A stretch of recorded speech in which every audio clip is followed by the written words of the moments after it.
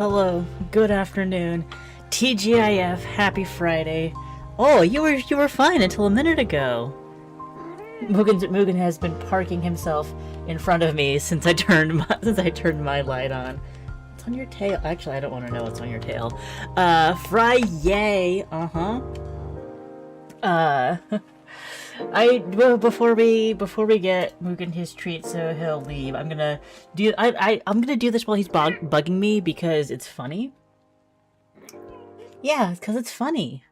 I don't know why it's funny, but it makes me laugh. We got today's. I have a crop of Mugen pictures. He was being very cute, laying in bed this morning. Like he didn't get me up. He was just loafing on Kevin, just like watching as I woke up. And then we did a big. He just wanted to be held. He was feisty for a little bit, then he wanted to be held, and he just like clung on to me, and it was so adorable. But that boy just like he'll just like lay down in your arms, and then you're just stuck carrying him around for the rest of the day. I don't know. I don't understand it. Yeah, that's you. And somehow he got a piece of kibble in my keyboard, and I don't know how, and I don't really want to know how. So, leave that over there. Yeah, you can have treats now. If you want treats, I've got treats for you, Mugen.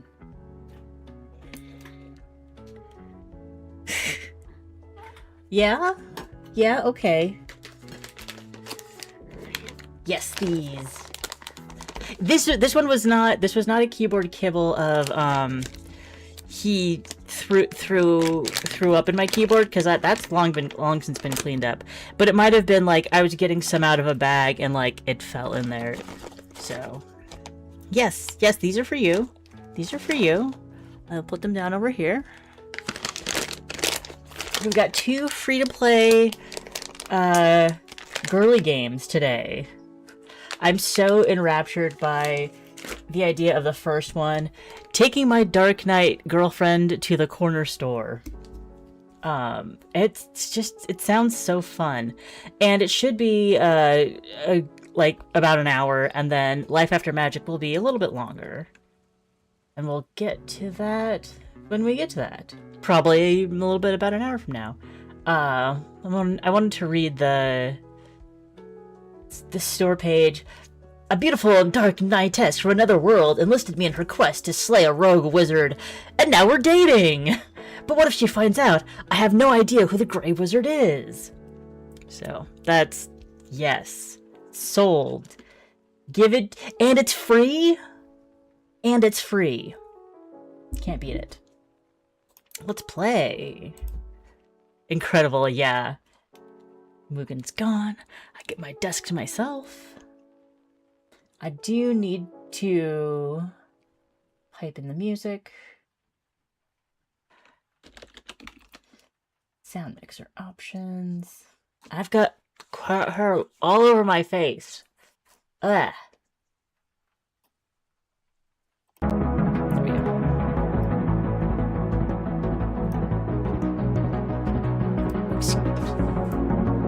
Or do we have full screen? But sometimes when I do full screen, it doesn't agree with me.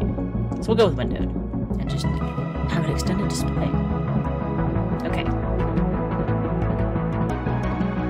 Uncheck the settings. Settings, I'm done with you. I'm done with you, settings. We'll just start the game. Just start the game.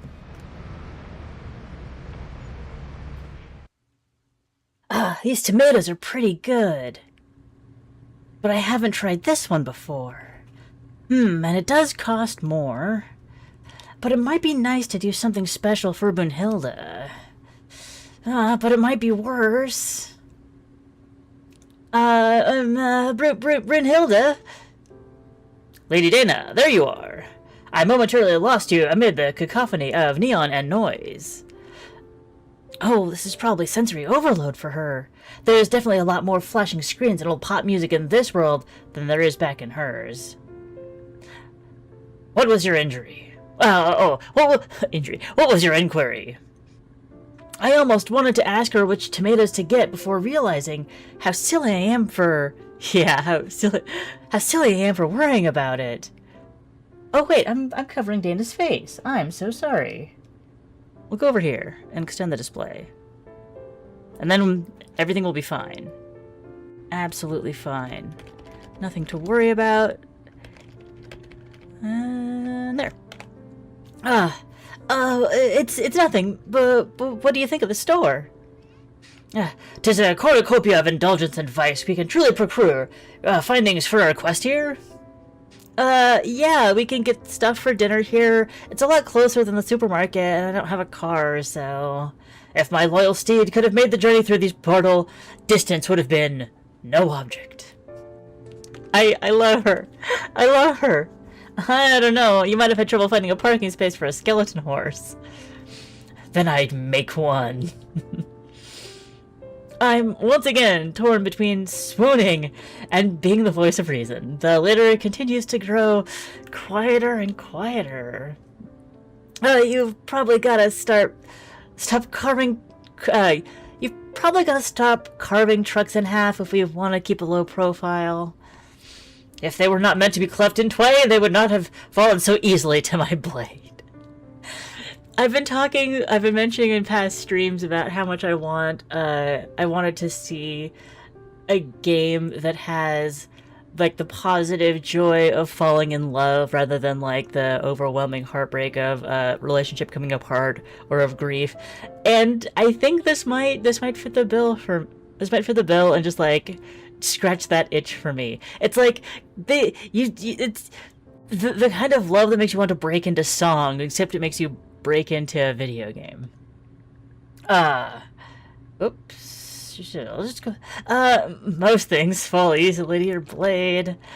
My point stands. The small, satisfied smile she's got. Oh, I suppose it does. There we go. We love, yeah. As for how a loser like me got together with an awesome dark knight from another world, well, on my way home one day, I saw something like a portal open up in the sky. Oh, and we see Brunhilde on the other side, leaping through, and she came through it.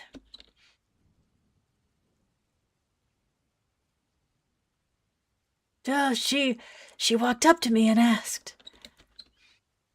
"Can you lead me to the Grey Wizard?" Take me to your leader?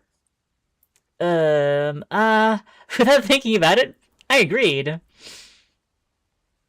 Maybe Brunhilde might have known, even then. Since that day, we've spent every moment pursuing the quest. Investigating the park, investigating the coffee shop. I mean, those are popular places, so the Grey Wizard is probably at one of those locations, right? Okay. I don't know who the Grey Wizard is, or where they might be. And once she figures that out, or, once she does find them, whichever happens first, she's gonna leave. But she had nowhere else to go. What if she happened to sleep in a crappy motel or worse, on the street? What if they made her work at a call center for minimum wage? It's just too much to think about. And maybe the fact that she's really gorgeous has something to do with it, so sue me. It would be burdensome to lodge a dark knight at your quarters. I am sure a lady such as thyself is engaged to be wed. No, I mean, I'm not. I don't even have a girlfriend. That is hard to believe. In my realm, such a fair maiden would have countless suitors. Well, are you speaking from experience? Few would be so brave or foolish enough to refer to the Dark Knight as a fair maiden. Regardless, I have taken up vows. My spirit is wed to the Dark One, who has granted upon me power and form in exchange for my service in this life and the next. though my vows prevent me from not taking an interest. Oh, though my vows prevent me not from taking an interest in a suitable maiden. I'm like, they prevent you? Your vows prevent you from taking an interest? Why? Oh, your vows do not prevent you from taking an interest. Oh, you specifically mentioned this, Brunhilde. Her stare was intense and all-consuming. I wanted nothing more than to be overwhelmed by it. I understand not the purpose of these glasses. When I snap out of my thoughts, Brunhilde is wearing a pair of novelty sunglasses from the display near the register. We love a dark night with whimsy. Dark night-esque with whimsy. They're sunglasses to protect your eyes. This flimsy material would not stop even a dull arrow. I mean, from the sun. But you do look cute in them. A dark night is not cute. Beg to differ. I don't know about that. I get back to shopping.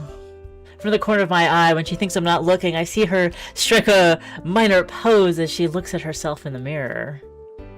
Then she puts the glasses back without a word. Oh, look at this! They sell protein powder here now? Brunhilde has been really enjoying her shakes, and I'm running low on stuff to make them with. Let's see what they have. Creme brulee, dark chocolate, banana, graham cracker, rose butter, sea salt, Sunday delight? Primal ape, warfare, muscle mix. Just protein. Come on. Creme brulee, dark chocolate, banana, graham cracker, rose butter, sea salt, Sunday delight. Gotta treat a lady. It's utterly indulgent. That's like 6 different flavor profiles. But Brunhilde works so hard. She deserves a treat when she's done lifting the couch all morning. I turn to show Brunhilde what I've picked out, only to realize she isn't standing with me. I look around for her frantically and find her next to a claw machine full of stuffed animals. Did you hear about the stuffed animal shrine in Japan that's opening? I think it's so cool that they are like, I mean, I believe it is a toy repair, it is a toy repair company that's like sponsoring it and putting money into it. I'll find the I'll put the link in the Discord. But it's like it's an actual Shinto shrine dedicated to stuffed toys and like appreciating the life cycle and helping like to help people say goodbye to their like most beloved stuffed animals when it's time and they need to. I think it's just so cool. And just recognizing the needs of society. Do they have claw machines in your world? There exists such thing called claw machines, but they serve a far more violent purpose than in your world. This appears to be some kind of carnival amusement. Yeah, it kind of is. Do you want to play? Petty amusements are beneath the dark night. What if the Grey Wizard won a prize? There's no way she's falling for that, and I know it. But I've never seen someone who wanted to play a claw machine more in my life. That stare. Huh, I had not considered it. I fetched out a coin from my purse and inserted it into the machine. It lights up. Brunhilde places her hand on the lever. Oh no. Gentle, like this. Without thinking, I place my hand atop her gauntlet to guide her. A layer of mithril separates us, but we're holding hands. What amuses you so? Nothing. I haven't played one of these for a while. How should we do this? Move the claw aggressively. Move the claw gently. Move the claw averagely. From whose perspective are we moving gently? I think if we moved it gently, Brunhilde might try to take over. So let's move it averagely, which for Brunhilde is moving it gently. We tilt the lever. It picks up a stuffed rabbit by the ear and then drops it before reaching the chute.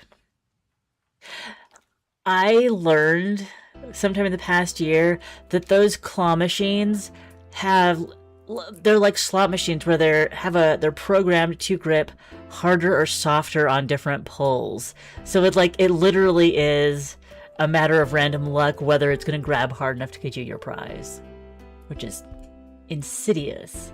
Oh, darn, sorry, looks like we lost.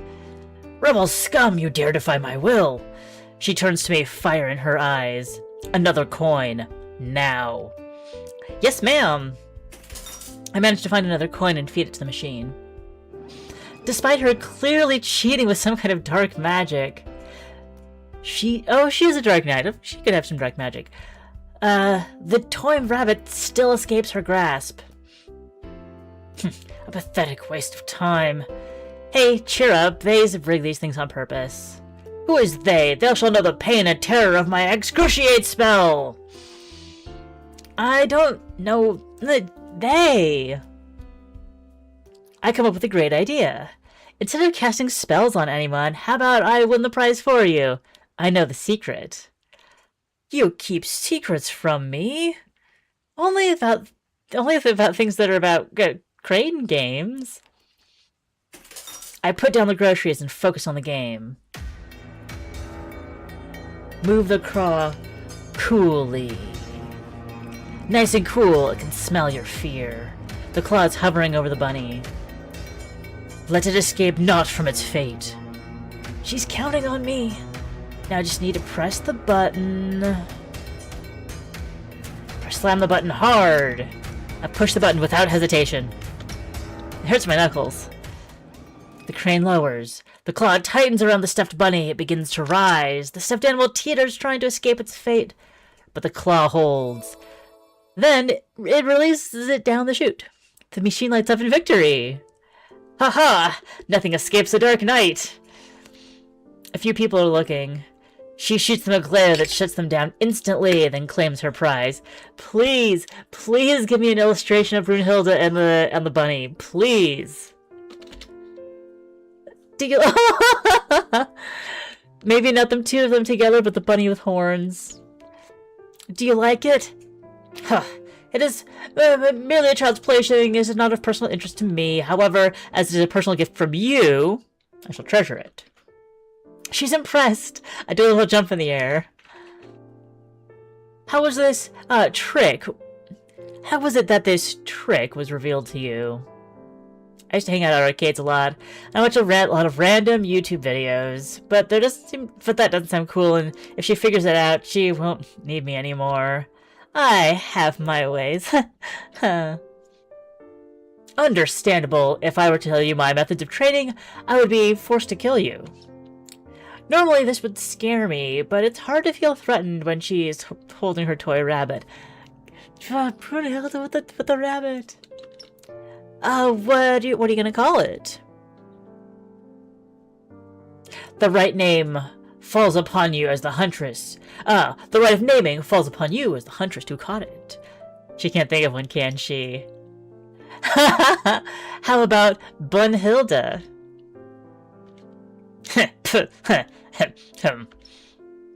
Therefore, before the witness of the Dark Christ and Lady Dana, it shall be forevermore known as Brunhilde. Rejoice. Yippee!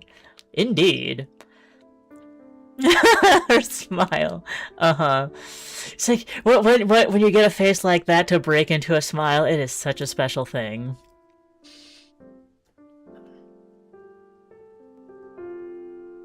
She picks up the groceries in her free hand. What else must be procured? We're almost done, but I think we could get a snack, too. It shall be done. She might know a lot more than me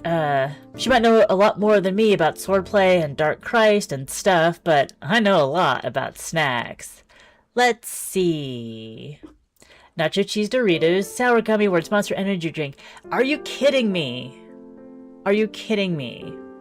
Sour gummy worms. Nacho cheese flavored Doritos. Heh, bet she's never had sour candy before. This is gonna get my mouth watering, isn't it? I know she'll love it. I recently got a delivery of like 6 packets of sour candy, and I'm excited to break into them this weekend. Worms? Don't worry, Brunhilde, they're not real worms. I was not worried. I've eaten worms before. Wait, you have? Dark Knight's gotta rough it sometimes.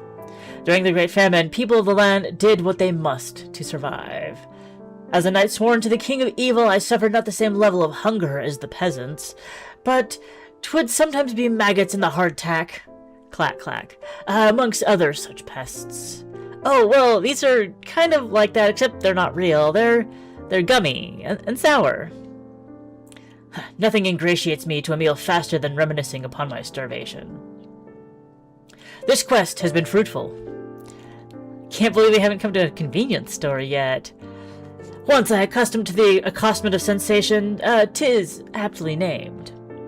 It is the antithesis of the marketplace back home. 'Twas open air, across several streets, a stall for every good, conversation, haggling abound.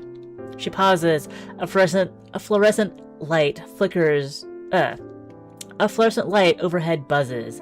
The tinny pop music loops. I can hear the beverage case hum. Like, I love the little sensory details that are getting brought into this. Despite it all, somehow it's almost crushingly quiet. Every item may be found in but one store here, unguarded upon a shelf. What is to stop us from leaving with our goods right now? Well, some people do that, but if you get caught, you get in trouble. The merchant would accost us? The man behind the counter snores, magazine over his face. Probably not, but we shouldn't. Worry not, I may be a dark knight, but I have sworn an oath of honor. And if I weren't, I could protect you from such a blackguard with ease. I know you could. the big eyes. Dana's big eyes in that moment. Do you miss your world? You understand not. What would it matter if I were to answer yes? My sole objective is to hunt down the Grey Wizard. It is at the forefront of my mind day and night. Upon reciting my oath, I swore to value king and country above all else, even my own life. My feelings are irrelevant. Just because you can't act on those feelings doesn't mean it's bad to have them. Cease such talk. Rumination brings naught but misery. Maybe it is my imagination. Oh, maybe it's my imagination, but she holds her stuffed rabbit a little more tightly. If her feelings really don't matter to her, then am I just a guide to her? We should head back soon. Indeed, the hour grows late. She seems glum, more so than usual. Do you want a slushie? When I was a kid, my dad used to drive me out here to get a slushie when I was feeling sad. He would also get himself a pack of cigarettes and some scratch tickets, but still. What is a slushie? You know, it's like a Slurpee. Of course your Dark Knight girlfriend is gonna know what a Slurpee is. I realized then that clarified nothing at all. You know, it's kind of like an now I want an icy. It's kind of like snow that you drink. Because mead would be alcoholic. This is not alcoholic. Snow, but you drink it. Water. No, it's still snow, kind of. I fail to see the appeal. It's got sugar in it. You kind of just have to try it. I must wonder why your world uses such childish monikers. What's wrong with our monikers? Slurpee, slushy, icy. These are not beverages. These are the utterances of a newborn. I don't know. Maybe this is a bad time to ask her if she wants to watch something on Hulu or Tubi later. What would you call it? Alchemize with the properties of the blue raspberry. That does sound cooler, actually. Following my lead, Brunhilde takes a cup for her slushie. I like the blue raspberry flavor. What are you gonna get? I shall sample the Mountain Dew. The name is reminiscent of a soothing herbal tea. Oh, girl, careful there. Before I can tell her otherwise, she's already pouring Mountain Dew flavor into her cup. I mean, I think that Mountain Dew plus cherry would actually be pretty killer. Maybe she'll like it. Try a sip, here. I put a straw in her slushie for her. We must first say grace. Grace! Tis not what I meant. Dirty soda Mountain Dew. Is that something you've tried? Alas, without further ado, she takes a sip. A long sip.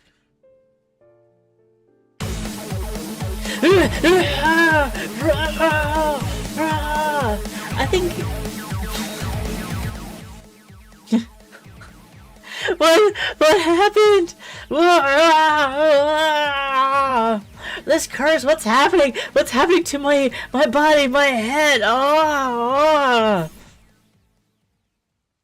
Mountain Dew slushy splats everywhere. Brain freeze! You're right, you're right. Yeah, I could see a dirty soda Mountain Dew. All that's left of her cup is billowing smoke and ash with a straw in it. Brain freeze? Oh, you shouldn't drink it that fast. You warned me not about this curse. Sorry, I didn't think you're still paying for that. Yes, sir, sorry. Wouldn't be the biggest fucking mess I've had to clean up here. The cook puts down a wet floor sign near the slushy spill. I put down a sword aftermath sign near the ash. Like all curses, it begins to fade. He glares at Brunhilde. If she notices, she doesn't care. If there's one benefit to her inability to keep a low profile, it's that it takes a lot of attention off of me. I used to worry much more about passing before I realized two things. First, nobody's looking at me anymore. They're looking at the awesome 7-foot-tall Dark Knight. Second, if someone didn't try to heckle me, she'd cleave them in twain. In twain! You can try a sip of mine. Just drink it slowly. She leans in and takes a sip from my straw.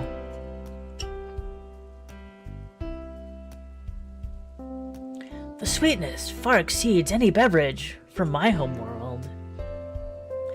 The straw is glistening a little from her mouth. I shall procure a blue raspberry to present as an offering upon my return. But then the bounties of your land would doubtless lead to conquest. Darkness would reign for 100 generations. Sure, that's fine. You stare with the utmost, You stare at with the utmost fascination at your straw. It's nothing. Don't worry about it. There's nothing weird about it. Worry not, when the sun extinguished, your empires are not but ash or king-made thralls to the Dark One. You shall remain by my side as my damsel of the night. Ooh, Brunhilde. Damsel of the night? For now, we return for rest and repose, for our hunt resumes at dawn. We bring our items up to the counter. The man starts scanning our items one at a time, still glaring. I look at his name tag. Tuss, assistant manager. On his lanyard is a pin that says, "Ask me if you need help." Huh, sour gummy worms. Reminds me of how quick things turned sour with my ex-wife. Am I right? Mayhaps she would have been more charitable towards you should you have withheld such uncouth remarks. I was a great husband. I had brought home the bacon. That's what a man's supposed to do. Perhaps she was also a vegetarian. Explains why she left me for a woman. After what feels like an eternity, he finishes ringing up the items. Alright, the total is $17.58. I will pay no more than $12. What the hell? Are you seriously trying to haggle? Sorry, she's from another world. Aren't they all? You will refrain from speaking boorishly to Lady Dana. No, it's fine. Just seriously. Look, will you two, will one of you ladies or whatever just pay the total already? Her hand moves to the hilt of her sword. Care to repeat that little comment? Oh, she's getting riled up. You expect me to believe you got a real sword? What are you gonna do? Attack me? Tuss. Oh, I hope that the manager of the store won't particularly attached to this employee. Excruciate. The cashier rises like he's been lifted on marionette strings. He opens his mouth, but no words escape. Screaming, even hell itself couldn't contain magnitudes of this suffering. Mart. A wrathful light spills out of the corner store like a floodwaters bursting from a dam.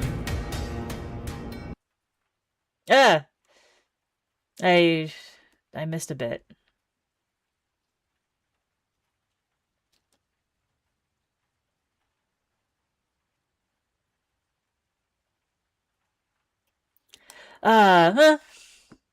When the deluge of evil finally breaks, Brunhilde is still holding her blade. Terrifyingly, it's completely spotless. She sheathes in a single fluid motion and looks back at me over her shoulder. Brunhilde, not again. You are right. I should have demonstrated more restraint. I forgot to inquire if he knows the Grey Wizard. That's not the problem here. Another costumer walks in as I try to tell her off. They take a bag of chips, put it all on the counter, and leave. The store is now operating even more efficiently. Regardless, he shall be back in an hour of this world's time. For him, far longer shall have passed, enough for him to contemplate his choices of words today. I look up at Tess, expecting him to say something like, this is nothing compared to what my ex-wife did. He doesn't move. Brunhilde's unholy power is terrifying. It's like I'm a prey animal and she's an apex predator. She gives a self-assured smirk, casts a look of schadenfreude at Tuss. She strokes a gauntlet-covered thumb down my cheek. Whoa, shivers. It's cold, and even with just a thumb, enough of, and even within just that thumb is enough power to destroy me. But she doesn't. His insults to me matter not. Sooner would I have listened to the suggestion of a louse. But disrespecting my lady is unforgivable. I shan't apologize for defending your honor. Brunhilde, nobody's ever stood up for me. You are invaluable to me, Lady Dana. My breath catches in my throat. I swear I see a dusting of pink on her cheeks. 'Tis with your guidance that I shall find the Grey Wizard, as he hides in this realm. Now come, let us return to your dwelling.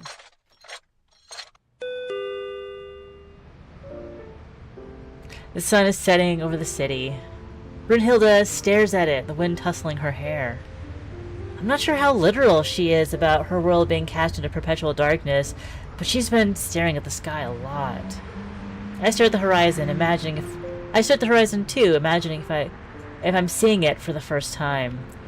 The skyscrapers reaching to the clouds, the web of highways and trains and walkways, the cascade of electric lights casting a glow over the water. It's so easy to forget how big our world is. Behind every lit window is a person, maybe even a family, all of them with their own experiences, stories. Brunhilde might be huge in her bulky armor, but when I look back at her, she seems much smaller.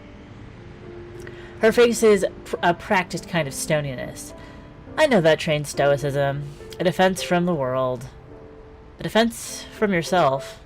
Wordlessly, I offer her my hand. I realize that people are passing us by. Any number of eyes could be on us. She takes it anyway. Her hand feels impossibly strong and unknowably gentle. Dinner will be a little bit once we get home. Do you want to try the snack we bought? You refer to your false worms. Yeah, they don't have these in your world. Probably. So I want to see you try some. So be it. She pulls the bag, and it doesn't open. She pulls again. Uh-oh. Harder. For what reason this is an infernal bag so tightly sealed? I can sense no arcane energies. You have to tear on a little cut here. Excruciate! When I look again, there's nothing but ash where the sour gummy worms were. Oh, poor Dana. A few of them survived, charred. She pops one into her mouth. Vile. Overcooked. Yeah, you're not supposed to... None may command me but the Dark Christ and my king. Can I command you? She leans very close then. You may try. I nearly dropped the grocery bags. When we reach my apartment soon after. Same old rundown building, cheapest rent I could afford. I think the apartment building's elevator is struggling more with Brunhilde's armor each time. But despite yet another case of excruciate, we're home. I put aside my shoes and keys. Can you hang up your sword? You refer to my Hellfire Thorn Sword? Yeah, that's the one. Can you hang up the sword? You refer to my Hellfire Thorn Sword. Yeah, can you hang up the Hellfire Thorn Sword? Last time you broke my only lamp, so... Very well. She hangs up the Hellfire Thorn Sword. It rests next to my keys and shoes and my X-Files poster. Ah, the X-Files poster! I expect supper shall be finished in a timely manner. We will need our strength for hunting the Grey Wizard like the mongrel he is. Right, I'll get right to work. Brunhilde sits down on the couch creaking beneath her and pores over maps spread across the table. One of them, a parchment map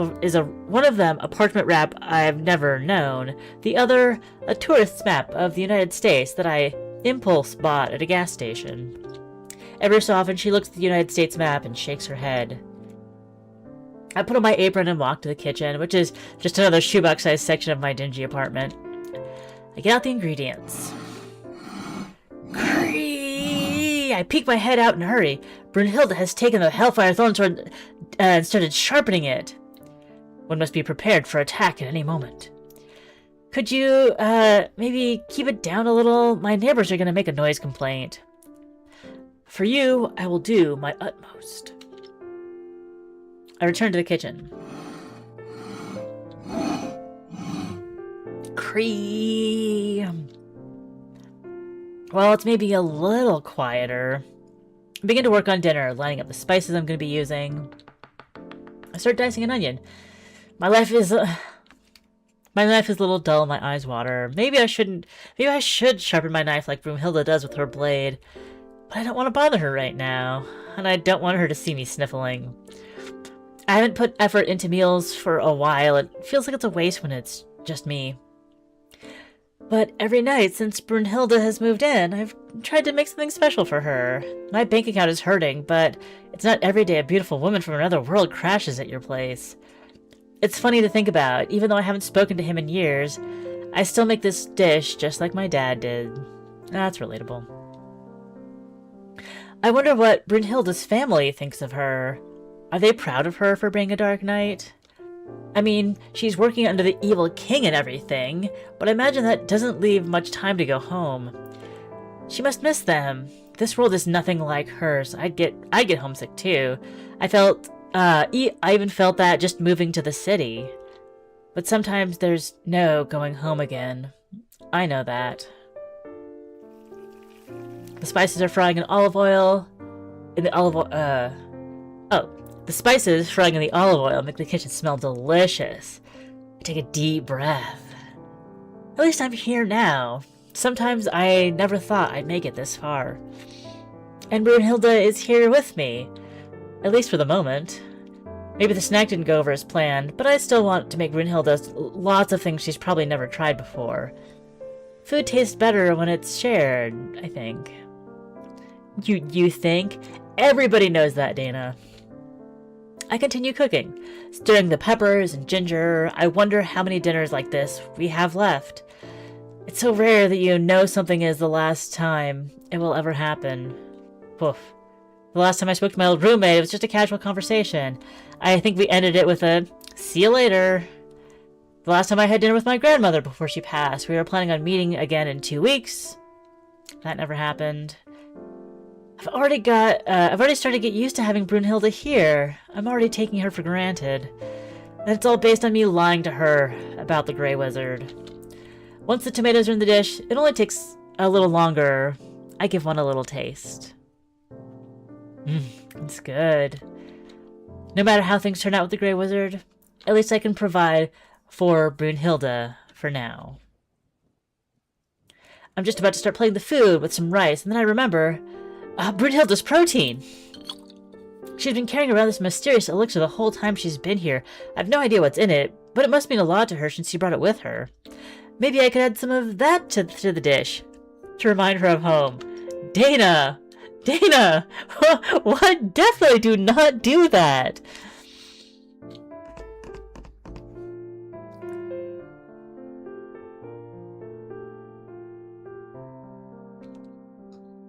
Put the potion in the sauce. I've never gotten to taste a real elixir before. I bet it's really good. This is gonna be just like Skyrim or something. A splash of the dark liquid gets stirred into with the tomatoes. Awesome. Once dinner is ready, I plate up our food and set the table with some water. We sit down together. I watch eagerly for her reaction. You are staring quite intently. I see. You wish to be the one to curse this meal. By evil's will that this bread be placed before us, thy fate is to be consumed as the Dark One consumes the sun in the sky. Amen. Amen. She takes a bite. Do you like it? I made it with love. She's deep in thought. Does she not like it? I decide to take a taste for myself. Well, I think it's pretty good.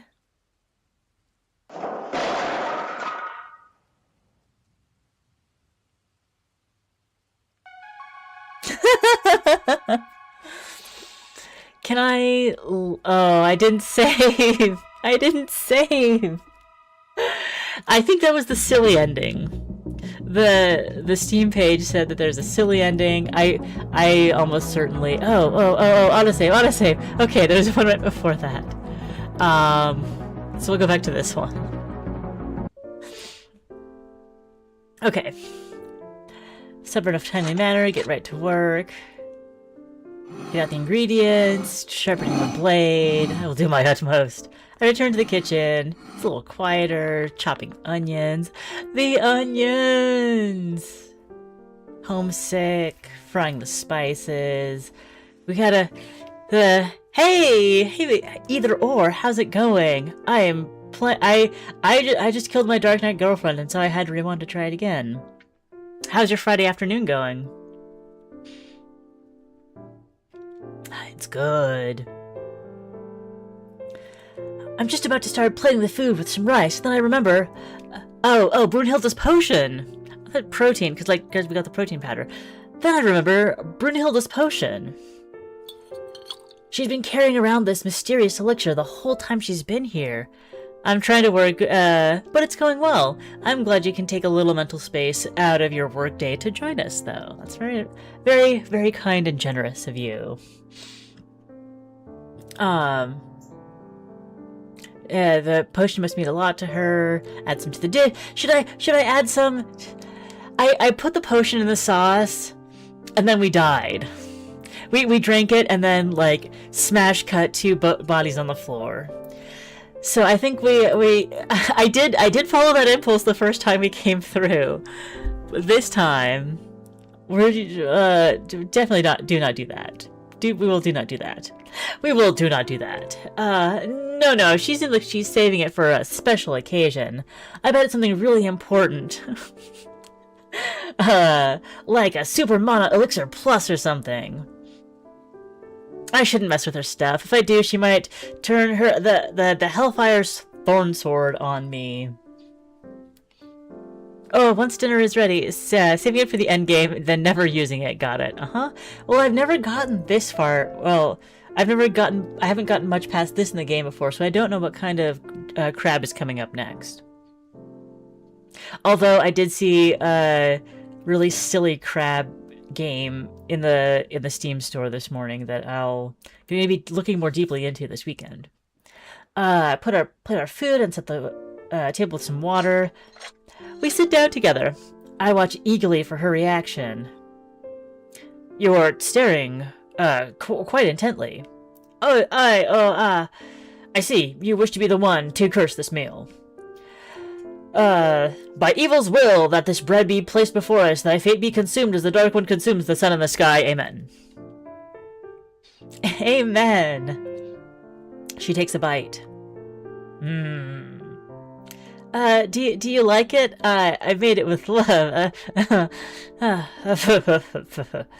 This aroma, the delicate texture enrobing this rich stew, it rouses even my cold, blackened heart. The dead might leap for joy. Were this to be brought back home, it would be more than worthy of my king's palate. I think she likes it. I'm glad. The rest of the dinner is quiet. Brunhilde never seems to fully let her guard down, like she's always expecting an enemy to pop out of nowhere. But in a few rare moments, she seems softer, maybe. That might be such a strange word to describe her with. It's almost like I'm not describing her so much as someone she could have been if she'd been born into a softer world. If she had, though, we never would have met. Is it selfish for me to be happy that we did anyways? We must redouble our efforts post-haste. I will not allow the Grey Wizard to slip yet again through my fingers. Ah, right. I know another place we can look. We found no trace of him at the lake. And even bribing the mallards with crumbs revealed, not any new information. No, yeah, this time for sure. I won't let you down again. I totally felt magical energy from the arcade downtown. Maybe he's concocting a plan involving, winning enough tickets to bring home, the grand prize.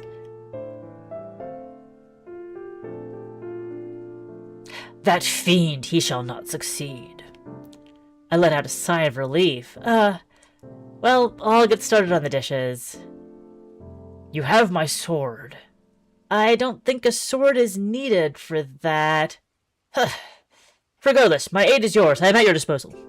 A slew of mental images enter my mind at once. Okay, we get into a pretty comfortable routine. I wash. She dries. Using some type of hellish magic that physically hurts to look at, but plates do look perfectly dry after. Oh, she dries using some type of hellish magic that physically hurts my eyes to look at, but the plates do look pretty dry after. The stuffed rabbit, Brunhilde, sits at the place of honor on the counter, supervising the proceedings. The arcade is still in my mind. Maybe I could win another prize from Brunhilde. So, before you came here, what kind of games did you play for fun? A Dark Knight does not play games. You played a little bit of Donkey Kong with me. Donkey Kong is not a mere game, 'tis a work of art. To answer the inquiry, though, I did engage in some leisure activities upon reaching knighthood. Though I engaged not in leisure activities upon reaching knighthood, I did engage in play as a child. What was your favorite? One would procure a hoop and a stick, and then using the latter, the object was to roll the hoop. The children delight in hoop and stick, but none were as talented as I. Oh, I've heard of that one. It sounds, fun. One had to be there. I partook in races and tug-of-war. To be able to best the boys felt gratifying, mayhaps. If I had to live as a man, I would excel at it. Yeah, I understand that. Such activities were used in conjunction with the sparring in our downtime as knights. To beat them, the men at that point took on a different meaning. Had I been born anew as a woman, 'twas merely to a start of proving myself, lest my king thought I'd be burdened with him with my frivolities. Oh, Brunhilde, I'm sorry. Spare thy sympathy. I'd choose this path again. To speak candidly, Lady Dana, upon arriving onto this world, it was clear to me that your luxury and abundance has made your people soft. Such weakness offends me deeply. Truly this land shall fall to the true king, and his peace shall be eternal as the sky is black. Yet, as I have come to know you, I realize that were I born here as you were, I would be as soft as you are. And there is no quality in that I revile. Least of all, your gentle heart. With the dishes done, she starts putting them away. I must avoid too much imposition upon my hostess. No, you can impose yourself all you want. I mean, it's not imposing. I mean, I would have grabbing the same plate as her. For a moment, our eyes meet. I like having you here, Brunhilde. I really do. Such flattery has no effect upon me. I mean it. You're cool and strong and, like, actually really nice. I wish I was less soft. I used to get bullied a lot. I guess I'm used to being pushed around. It's just easier to put up with it than to fight. So I really do admire you. Like, I wish I was more like you, to be honest. How humorous to harbor envy for one another. It may be that that is why we found our ways to one another. We are complementary to one another. Like, hoop and stick. I was to refer to the pigments upon a palette, but such a metaphor is suitable. We hold each other's gaze a moment longer. I can't help but laugh. She does her signature dark chuckle. And then she puts away the last plate. There's a sudden air of finality in the kitchen, but we linger a moment longer. Let us retire for the evening. I shall stand the first watch tonight. Brunhilde, you don't need to stand watch in our apartment. 'Twas merely a jest. Brunhilde, you made a jest? The implacable dark night? I am not unaltered by this journey. As she says this, she picks up Brunhilde like she's bringing her to bed. Our apartment, did you say? You would have me pay tribute to you as, you would have me pay tribute to your lord as well? I realize all at once that this is how I've been thinking of it. I think you might love The Everlasting by Alexis E. Harrow. It's about an academic falling in love with a knightess in every lifetime. Oh, that sounds really nice. I think I've read other Alex Harrow books. Maybe not. The name does sound familiar. I think it's come up in my browsings. Well, just make notes for links post. Hey, Beatty, welcome. We were just having a are we living together conversation with our Dark Knight girlfriend. The Everlasting is on my is on your TBR as well. Well, then I'm just gonna pull up Libby before I forget, because it's one of my three most used apps on my phone.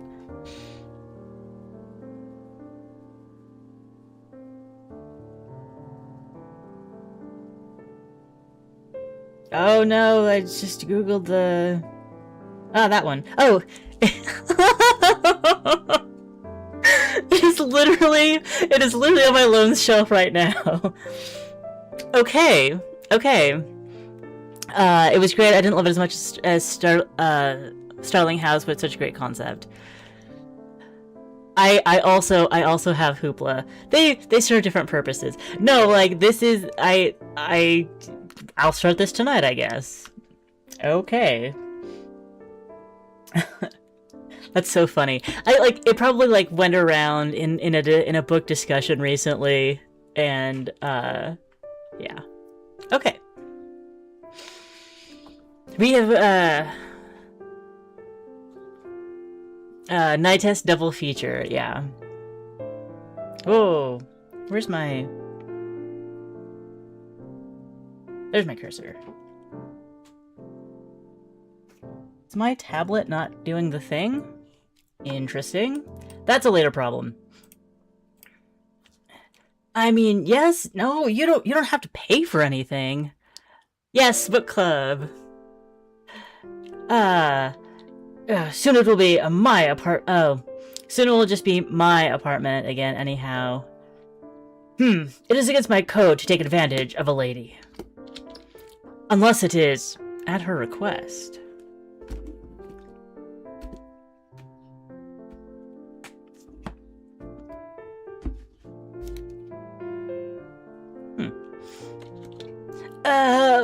What? Okay, there we go. Oh, tablet came back. Okay. She strokes my cheek with her thumb and places a palm-sized and heavy coin on the counter. For thy rent. With that, she heads to bed for the night.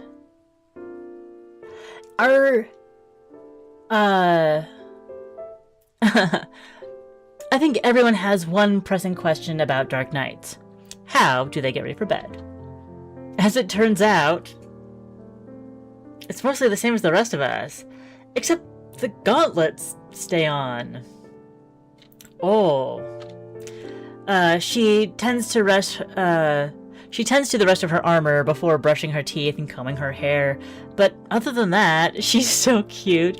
Like the muscles and the nightie, that is very it's very fetching. It's very fetching.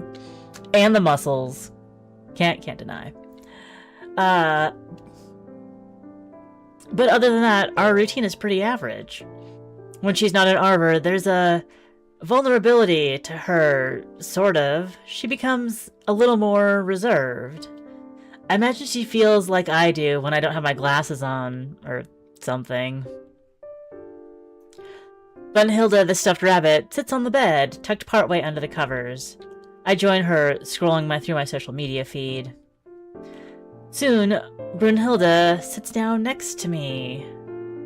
I bid thee good night. Soft night, girlfriend. Uh-huh. Good night. Sleep well. Brunhilde takes the plush into her arm, rolls onto her side, daw, and holds the plush tight, burying it to her chest.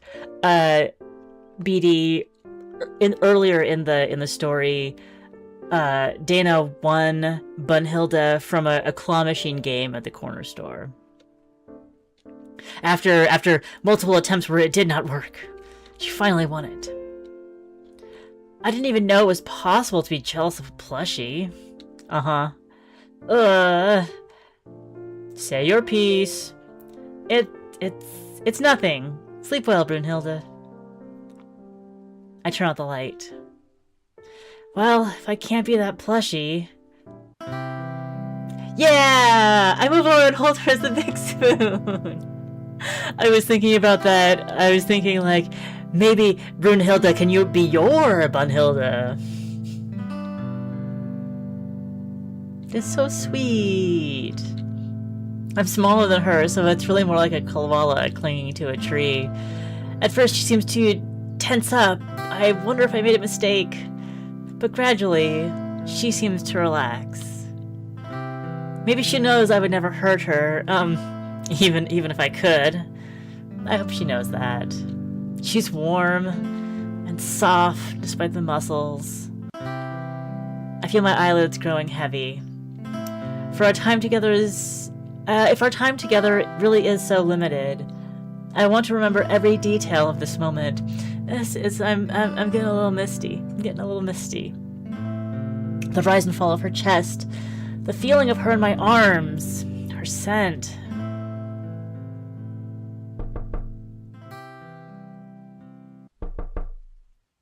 The knock at the door. Was I just dreaming that? No, that was definitely somebody at the front door. Who could it be this late at night? I walk over to the door. I gently crack it open. I am the Grey Wizard! What? Fools, you tarry with the culinary farce. I have mastered my arcane arts. My magical shield nullified all the foolish knights attack. The Hellfire Thorns shall not so much as scratch me. I shall not stop until my glory is known before all eternity. Now you shall kneel. Point him to knock, right? What? How is this possible? Huh. Imbecile, you're not the only one who has adapted to this realm. My story cards carries not just the unholy power of the Dark One, but the love and the belief of Lady Dana. This cannot be! The Grey Wizard begins to fade to dust, cackling madly. You have not one dark night so long as a single speck of me remains. My curse shall be upon your kingdom for all eternity. Yeah, fuck!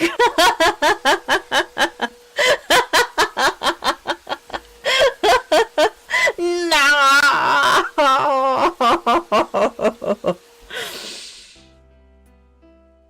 Sorry, he was gonna cost me a security deposit unless I cleaned him up.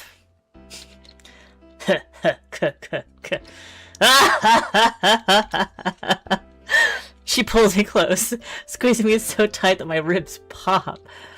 Ingenious, my lady. Loath am I to admit that the Grey...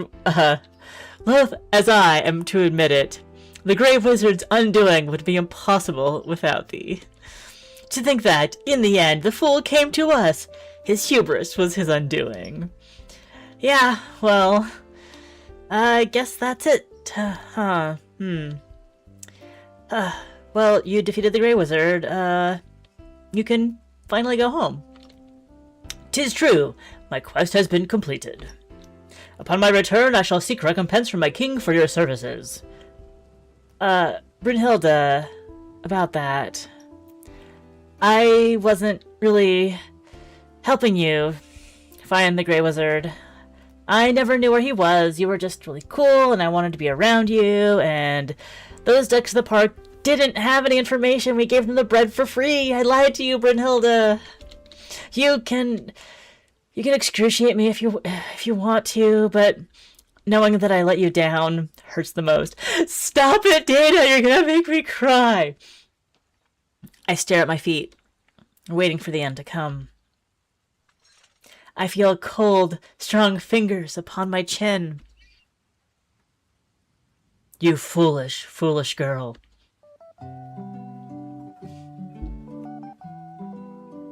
I knew from the start. What? But... I was lying to you. I wasted your time. You took me into your home. You allowed me to partake in meals such as protein shake with you. This world would have been labyrinthine if I had to navigate it alone. I was aware that I was delaying my quest, and yet I have not felt. I have felt this way not in many moons. Well, what way? Normal. Partaking in entertainment before rest, rather than training drills and prayers, spending time with someone without awaiting their inevitable betrayal. Lady Dana, I thank thee most sincerely. Brunhilde! Now, with the Grey Wizard slain, surely you thought not for a moment that I would return alone. I stand by my words from long ago. I may be wed to evil, but no rule forbids me from taking a girlfriend.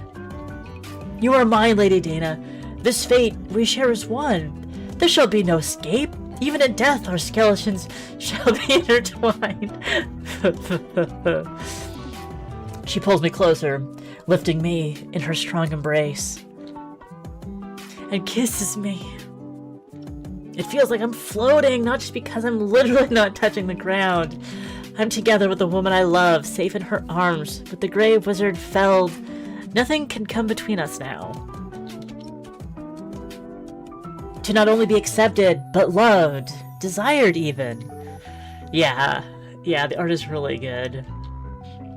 It's more than I ever dreamed of, more than I ever dared to dream of. And yet, it's here, it's happening. We're gonna be together forever. Now, I shall cleave open a rift into my world.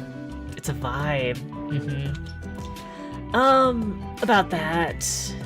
Do you want to wait until tomorrow? It's late and we are just about to lie down.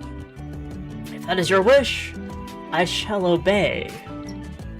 And we'll need more snacks for the journey, like a road trip. More false worms? There's way more junk to try. That's the beauty of this realm.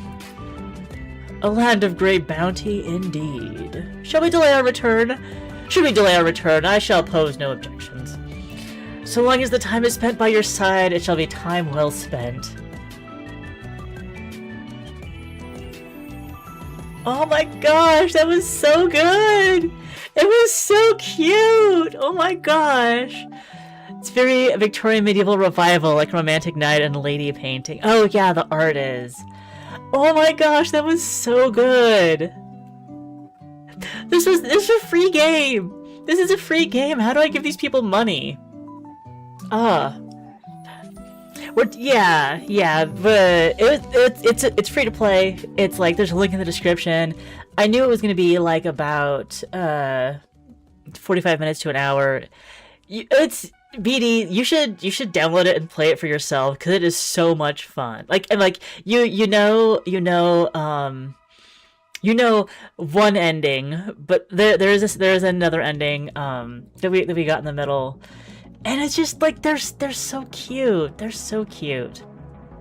Oh, I might need a second to like refill my water, like reset my mind before we jump into game 2. Oh, that was good. That was so much fun. What? Wait, what? What, wait? The menu screen looks like something. It does?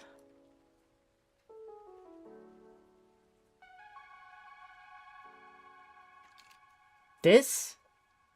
Oh, is it reminding you of a particular book cover or something? Oh, I think I know the reference. Okay. Yeah. Oh, you post that in the Discord, and I'll find a link to the stuffed toy shrine, and I'll post that. Cause it must be shared, and I'll put it it's in the video description as well if you're watching the VOD. Oh, we've got double music. We'll quit that one.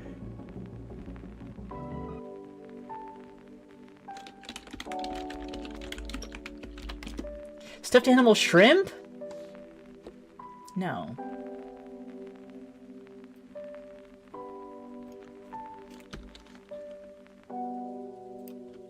Oh. That's quite...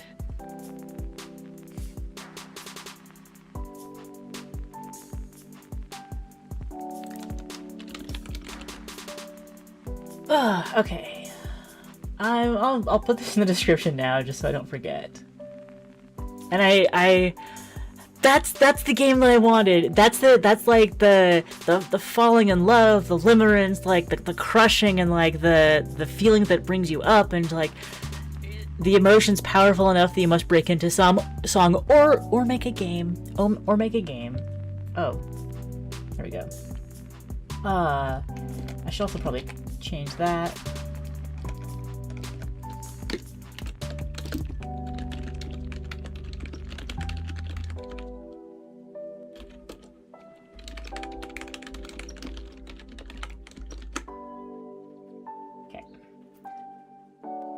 Oh, there's sirens outside.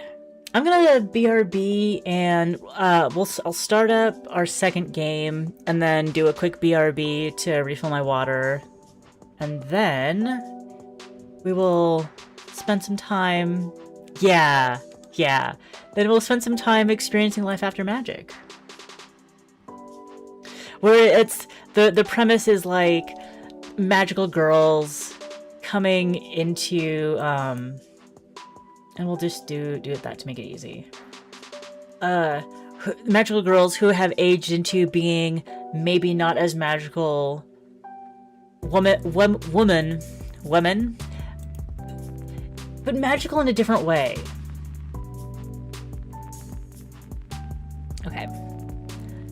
Oh, but if I do this, I won't have scene extension, but we'll deal with that. Oh, we also don't have music on this page. Like that. Yes. It's sorry, it's still BRB. Okay. How about now? How about now? Device.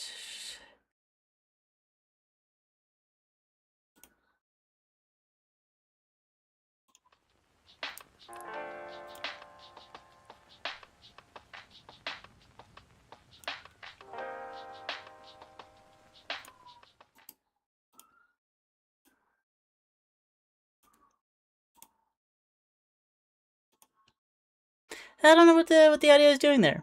Anyway, we'll do this BRB, and I will BRB. I'm getting some water. Okay.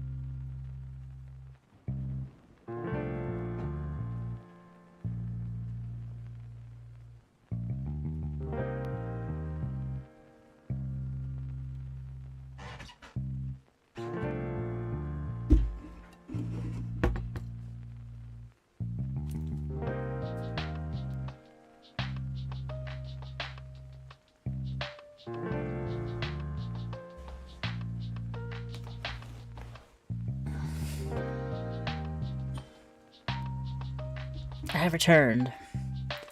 I am enwatered. I smooched the cat on the head. And now he's coming in to say hi again. I'm sorry. I do have. Do you need more kibble in your thing? You need more kibble in your thing. Yeah.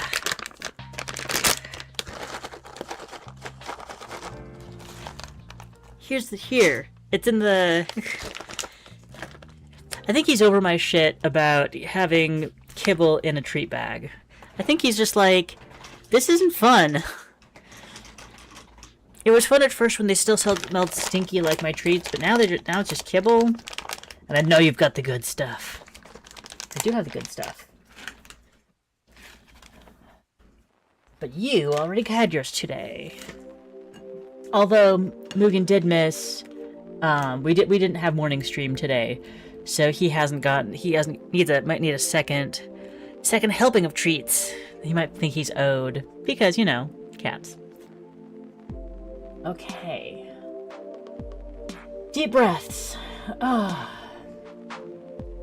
Coming back down from the high of taking my Dragonite girlfriend to the corner store. Oh, so much fun. Life after magic. Let's also pipe you in. And can you hear the magic? Can you hear it? It's so magical.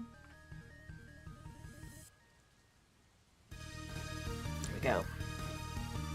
And we'll put it, because it's like a GBA style graphics, so we will go over here.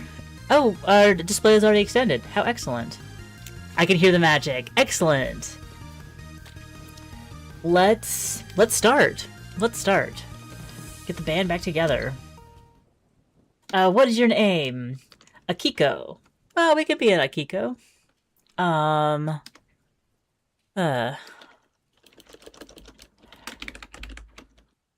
Sherry. Hi, I'm Sherry. I'm a 22-year-old high school dropout who's a bit of a klutz. My blood type is O, my star sign is Libra, and in some days I wish I didn't have to save the world.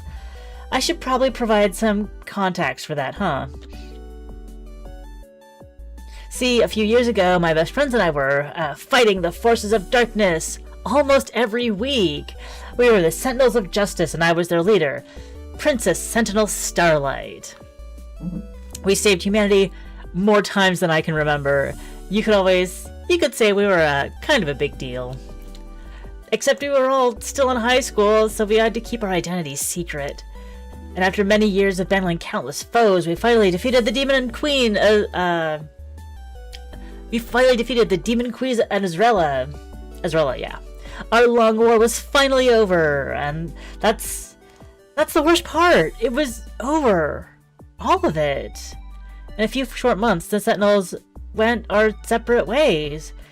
We retired from magical girlhood, and that's when my life really started taking a turn for the worse. Something most people don't realize about heroes is how saving the world all the time has its price. My price was terrible grades all throughout school, and in the end, I just dropped out entirely. I never applied to college, vocational school, or considered any careers outside being a magical girl. I didn't have time to think about that. And it's like, would you even expect that you would need to think about that? Because, like, if the terrible, like, world-threatening evil is so bad, maybe you just, like, think that, I can't think about anything else until this is taken care of. And this might go on for, like, years and years and years. So then, like, when suddenly it's over, my identity was built around this. What's left? Turns out saving the world from doom about once a week for 5 years isn't something you can put on your resume. But you're a saving the world consultant. My life peaked at 15, and now I'm grinding away at a dead-end job at a makeup store to try and make rent. Living in a coastal city like Diamond Cove on minimum wage is a daily struggle. But worst of all, I never see my Sentinel squad anymore. Even when we promise to stay together, no matter what. The promises of high schoolers. Nobody warned me that maintaining friendships as an adult is more challenging.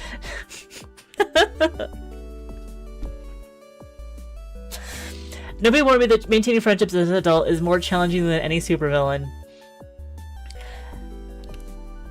Hearing that from someone in their early 20s it's true, it's valid, but also, like, girl, give it 15 years. And then people start having kids? Oh, okay. That's enough reality. Let's enough reality. Because it is like this when you are in your 20s, especially your early 20s, the big problems really still do feel big. Because they are the hardest thing you have ever had to deal with. And just because you'll deal with harder things later doesn't mean that this is currently the hardest thing you've had to deal with. Okay. What kind of happy ending is this? Also, I love the premise that this is working with. The frontal lobe's still cooking. Yes. Even if the frontal lobe stuff comes from junk science, yes. Did you find the wrong side of 30 in this conversation, BD? My life's a joke, I'm broke, my love life's DOA. Because honestly, the plus side of 30 is not necessarily the wrong side. My life's a joke, I'm broke, my love life is DOA. In a week and a half, it'll be New Year's Eve, and everyone's all excited or terrified. Yeah. That is not the wrong side of 30. Absolutely not. I thrived so much more in my 30s than I did in my... Like, I might have done wackier things in my 20s, but I greatly prefer the having my shit together. Well, you know, to whatever degree of past that. Happier in my 30s than in my 20s. I wish I had the energy. Yes, exactly. Oh, I feel you. I feel you on the wish I had the energy. I feel that so hard. Okay, Y2K, the new millennium. But I don't even know what I want to do tomorrow, let alone the rest of my life. At least I still have one friend left from those old days. Alistair, Sherry, you seem kind of down today. What's the matter? Oh yeah, I should probably explain. I have one remaining friend from those days. My cat. He talks and comes from outer space. I may need to explain the details another time. Oh, it's nothing. Oh, come to think of it, you've been down a lot these days. It's not befitting behavior for a world-saving alien princess. Is there anything I can help with? Could you give me more bad guys to fight? I want to eat ice cream under the bed sheets and then cry myself to sleep. I think that, well, this is actually saying that Alistair could help with something, so let's get... It's been so boring lately. I could do with some Dastardly Villain opening up a gem or something, and then I could go kick their ass. I was wondering if any of the villains we defeated are still around. I wonder what they're up to now. A story about where are they now story, like actually going to old villains, like seeing that they're doing like small time crime or mild mannered things. That would also be very fun. Maybe they're also struggling to make rent. Maybe they work in a pizza delivery or something. Hey, we should order some pizza. Maybe the bad guys set up an evil pizza delivery service to drain the life force energy from humans. Sherry, I hate to be the bearer of bad news, but your rent is due tomorrow. Yeah. Toast it is. Well, I would have toast if my damn roommate would buy groceries once in a while. Hey, you mooch? Looks like I'll need to skip breakfast again. Huh, nuts, I'm gonna be late for work too. I better bust out the rollerblades and get hustling. Yay, rollerblades! My manager said today is gonna be really, really extra super important. I wonder what that could be.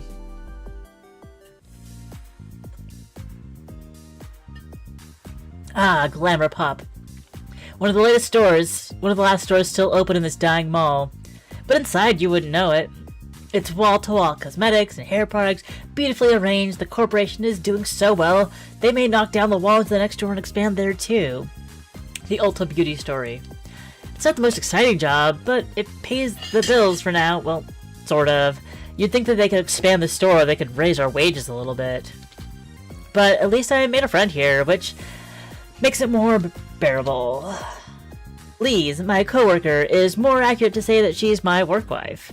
There's a novella called Magical Girl Retires, which is about adult magical girls. The audiobook is maybe 2-ish hours long, similar vibe. Yeah, that feels like almost exactly what this is. Very, very similar premise.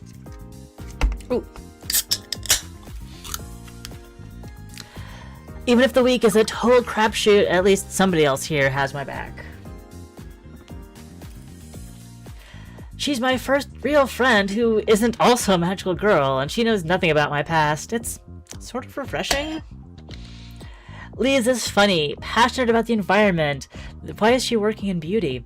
And then, there when I need her, steady. She is basically my rock. She's also hiding beneath the counter hyperventilating. Why are there so many people here? That's so cute. It's not that many. Oh, okay, wait. This is kind of a lot.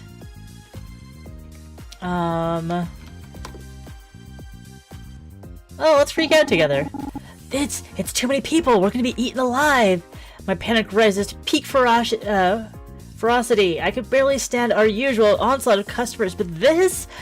Lise sees me struggling and goes into work wife mode. Sherry, anteater pose. We both get into a strong T pose that's made famous by anteaters. Or so Lise tells me. I do the raccoon pose. I can already feel the confidence flowing back into me. This is why Lise is the best. Wasn't something happening today? Oh, right! Lise, today's the start of our promotion for that super special makeup line our manager's been bugging us about. It's also like a few days before Christmas? Christmas may not exist in this world. They're bringing in a celebrity guest, remember? Gidget, the talk about Chihuahua. The 90s references. I love it. Yokiro. I was referencing that a few days ago, too. No, a human celebrity. Apparently some big shot from corporate's here to introduce us to the line. Better get ready. This will be a first for us. Usually they don't care about us retail plebeians. The celebrity guest, I wonder who it could be. Hey, you two, get your act together. Our guests are coming soon. I turn around to spot two women walking side by side through the store's front doors. One is clearly from Glamour Pop's headquarters. She's carrying a large briefcase and her eyes narrow when she sees us. Something about her is kind of familiar, and then it clicks. I've seen her on Forbes, the fancy business magazine that props up successful rich people. Her name is Anna Lee, the woman who rapidly climbed the ranks of Glamour Pop and turned it into a makeup empire. They say she's a business genius, but she's ruthless too, a nightmare to handle. My manager is putting on his best customer service smile for her. I bet he's scared straight. As for the woman walking next to her, I see a flash of pink as a woman decked out in elegant cream-colored idol attire trots by Annalee's side. Everyone knows her as Ara now, but I knew her as Boyoung Kim, our second in command, Lieutenant Sentinel Aurora. We've had our ups and downs. She's caring but opinionated and hot-headed. Back when we were close, we argued a lot, but after the final battle,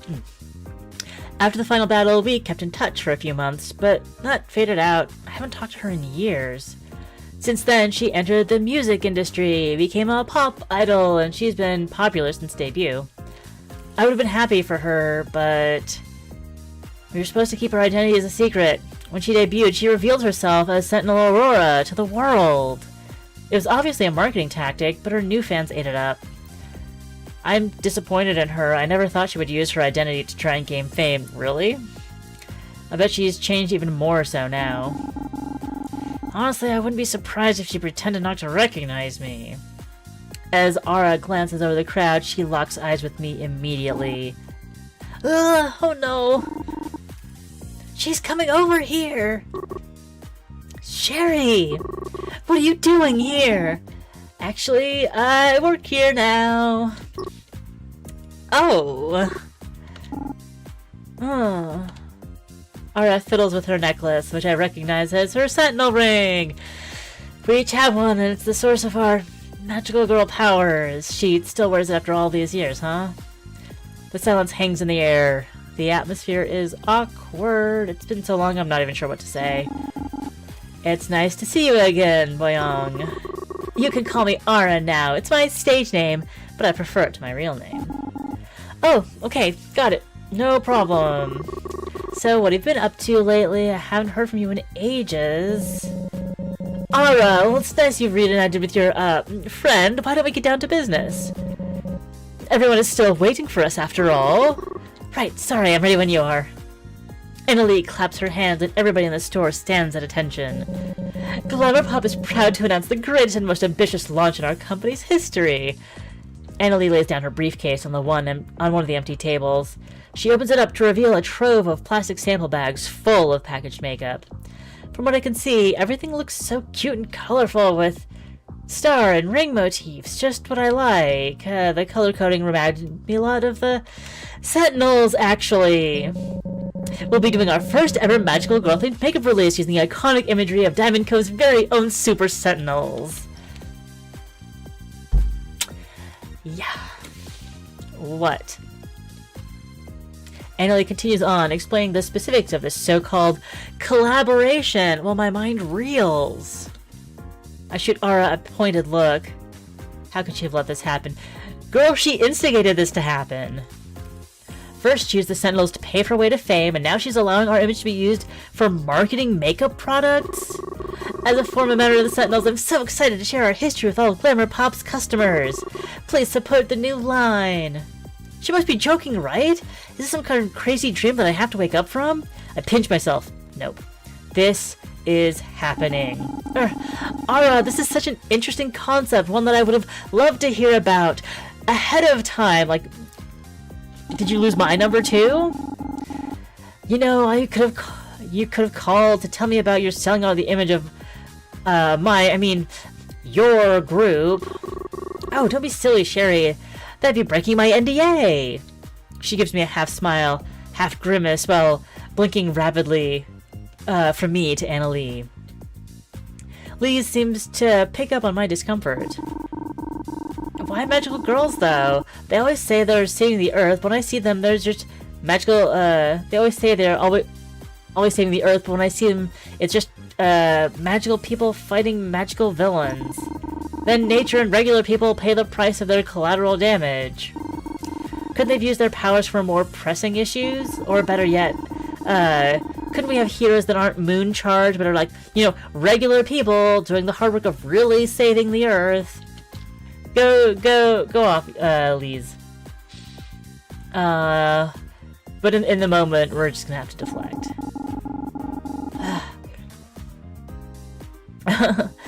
What if we had gone Sarah Michelle Gellar as a celebrity?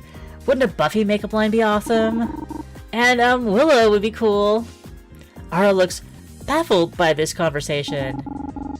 Moral opinions on magical girls aside, I lean into Ara and whisper distance. Ara, you really don't think I would have you really don't think I would have approved of something like this, would you? That's odd phrasing.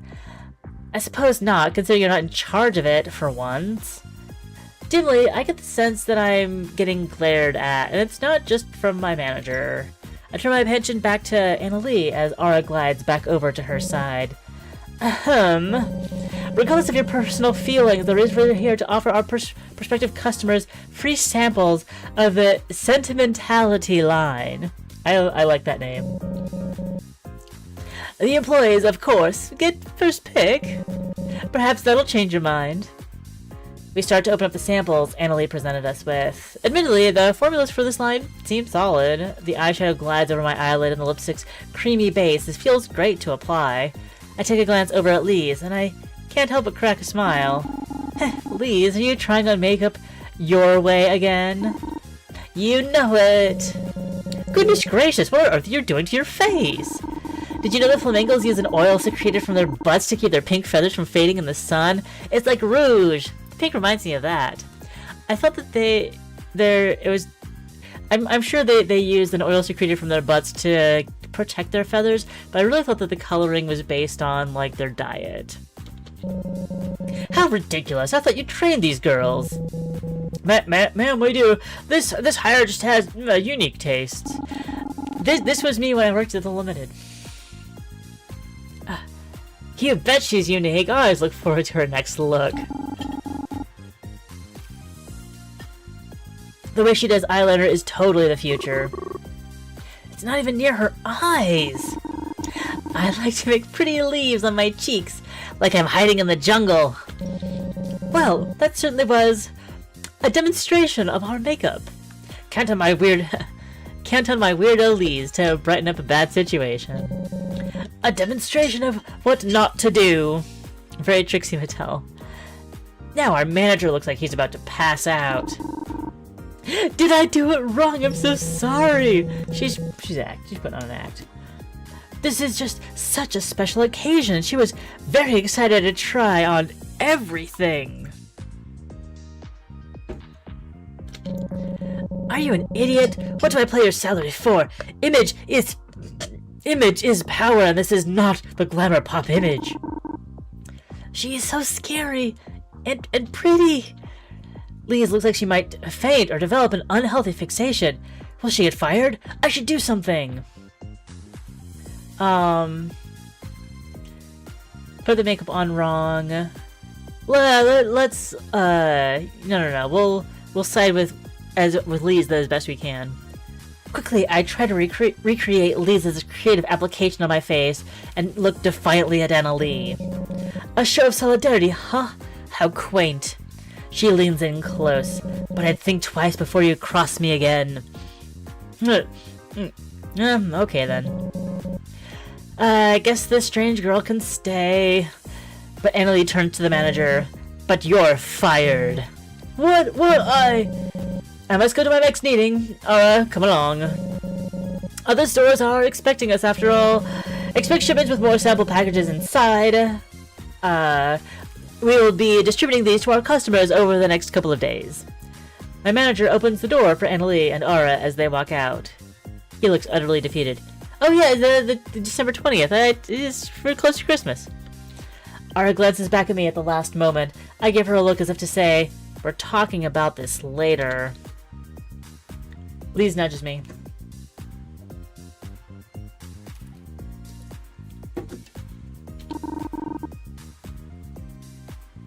My life flashed before my eyes. Thanks for your help back there. Anytime, that Anna Lee sure is a firecracker. I'm trying to find the right combination of concoctions of my beverages. We're almost there. The day just got started, but I feel like I just got off a roller coaster. That's when I see Alistair come crawling around the counter. What does he want now? A kitty! A kitty! Wait, it's too late. Lisa's showering Alistair with pets. He seems to accept them, so I wait a moment. It's a long moment. Did I show you guys the pictures of Mugen from today? I know that I did. It was a very long moment. Where I was just holding him like this. It was a very long moment. Okay. Very long one. Lise, shouldn't you watch the register? Oh my gosh, I forgot about my job! Alistair, what are you doing here? Yeah. I seriously, he was like so cute and comfortable, like sitting on my, like leaning up against my shoulder like that and just like hanging on and like leaning his face against me, that it's like I went into the bathroom and just like watched us cuddling while I was holding him for like 3 minutes this morning. It was great.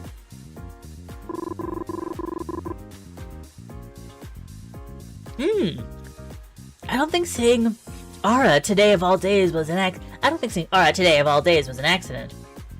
Oh, so he did see Ara walk out.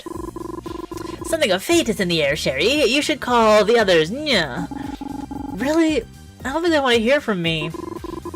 You can't ignore my magical cat senses. They are never wrong. Can your magical cat senses mend years of tense silence and resentment? Oh, don't be so dramatic. I'm not gonna call them. To be honest, I don't even have their numbers. It's that, or you may find a hairball in your pillow later. Gather the sentinels. Fine. It has been a long time. I don't even know how to start finding the sentinels again. Jackie wouldn't scream and run away at the sight of me. I think I'll drop in on the gym where she trains. Hopefully she's still there. I'm just going to appease Alistair, then it's back to a regular old, boring, work with them all life. After making it home after work, I feed Alistair an early dinner and touch up my makeup before heading back out. If I'm to find Jackie, the best place to start would be the Golden Glove Gym. Jackie practically lived there back when we were still in high school. I'm hoping that's still the case now. I take the path I know best, to the Cove Park, and expect it to be tied up with anxious feelings of doubt. I expect myself to be tied up with anxious feelings of doubt. But instead, something about the walk there begins stirring up old memories. Even though there were quite a few changes, the path remained largely the same, and I find an odd comfort in that. Would Jackie be the same too? Of course she would. What am I thinking? Even in the earliest days before she even had her sentinel ring, she fought tooth and nail to become the woman she always knew she was. That never changed, even when her opponent was her own family. She had always known what she wanted out of life, and we respected her for being so grounded. Grounded, although there were still definitely times she was more spaced out than even me. Still, she was still always there for us when we needed her the most. All the more reason why I feel terrible looking back and seeing how little I've kept up with her. She never failed to call for holidays or my birthday. Despite that, I even lost her number. Man, why am I so bad at this? I really need one of those new cell phones with caller ID. Not that I can afford a new phone anytime soon. I still had a pager in '99. While weighing the options of a Nokia versus a flip phone, I arrived at the gym in no time.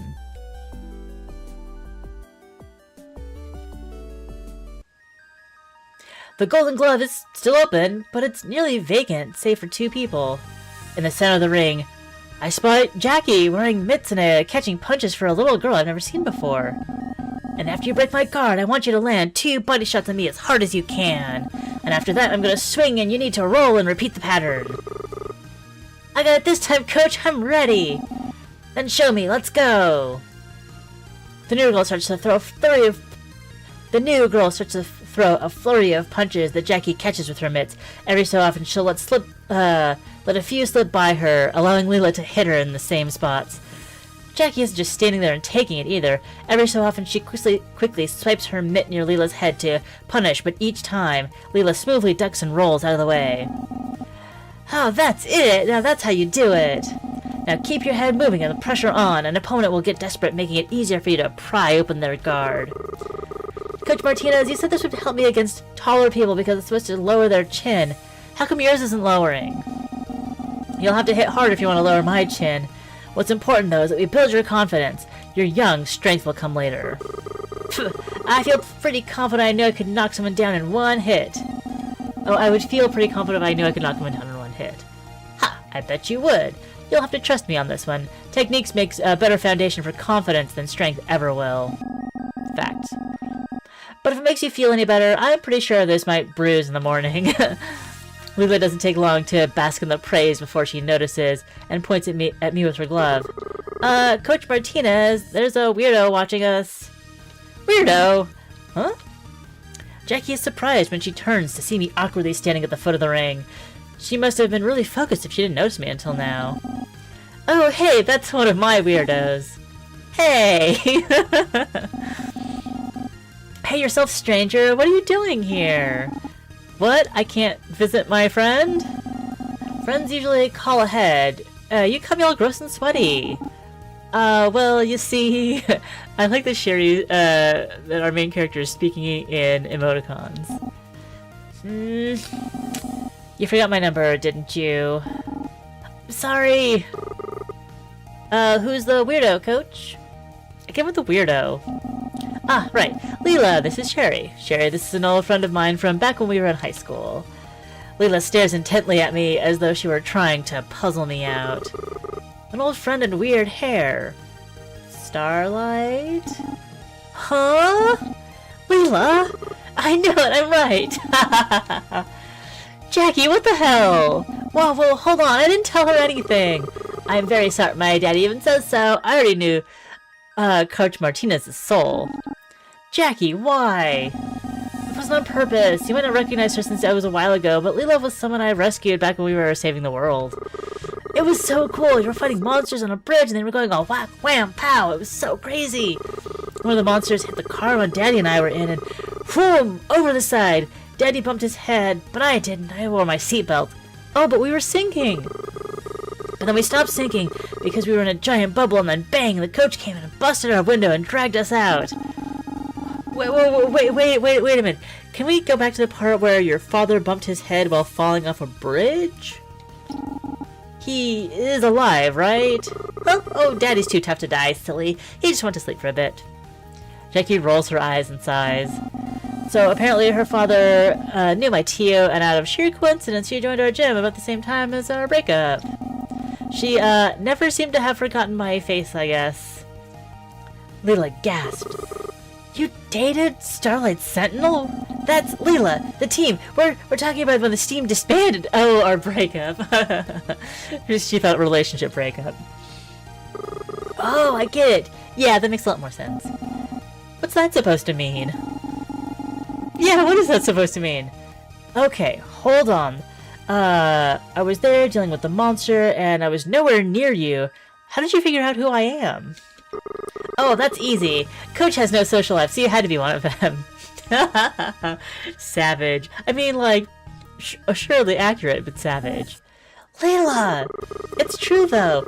You're either here, or hanging out with that biker girlfriend of yours, or going to concerts for that Ara lady. Ara? Really? I'm just supporting her. I mean, she's a friend. I want to be loving and supportive. She's a friend that I want to be loving and supporting with. Jackie pinches the bridge of her nose and breathes in deeply to calm herself down. Somehow, this takes me back to the Dark Moon sirens all over again. They were evil seductresses with singing powers, and Jackie fell under their spell worse than anyone.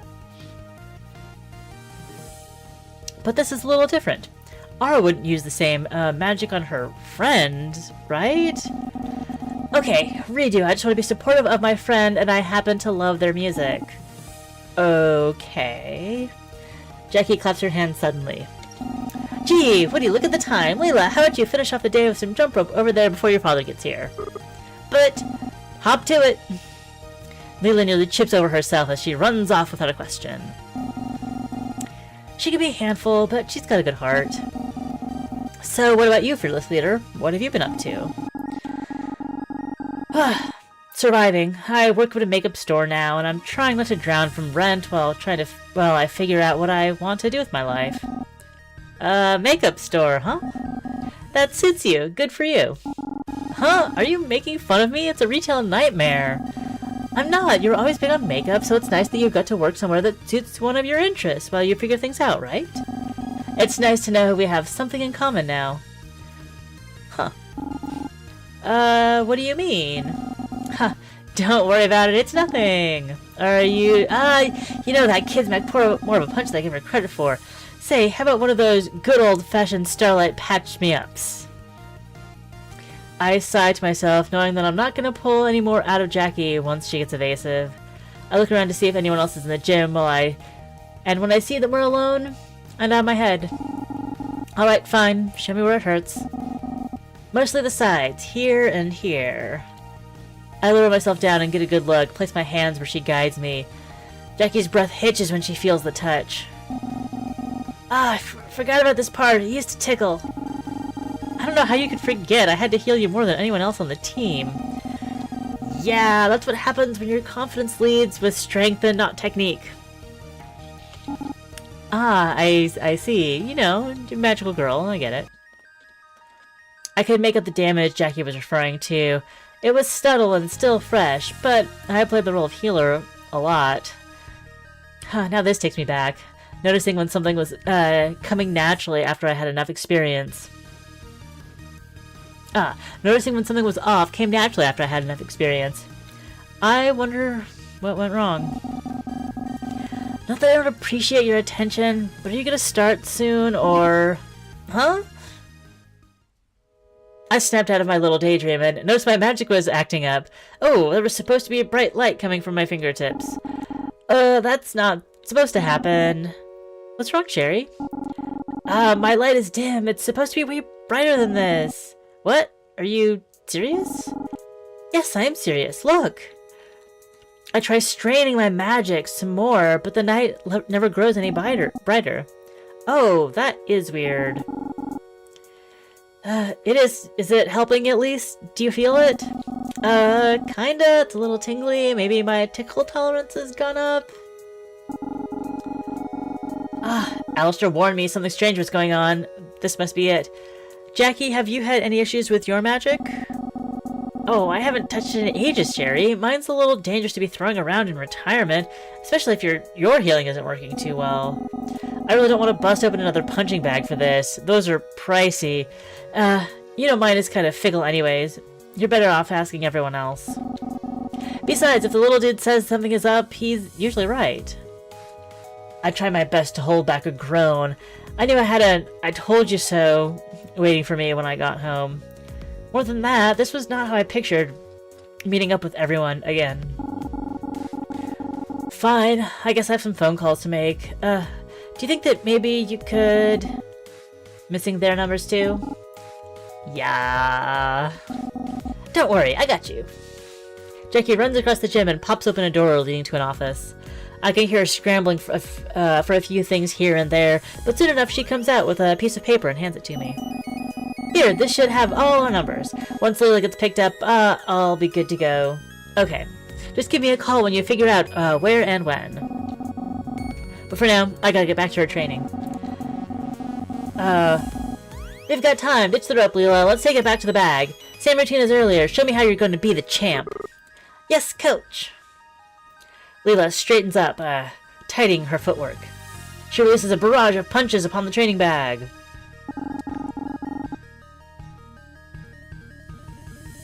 Right. Thank you, Jackie. I guess I should head out then.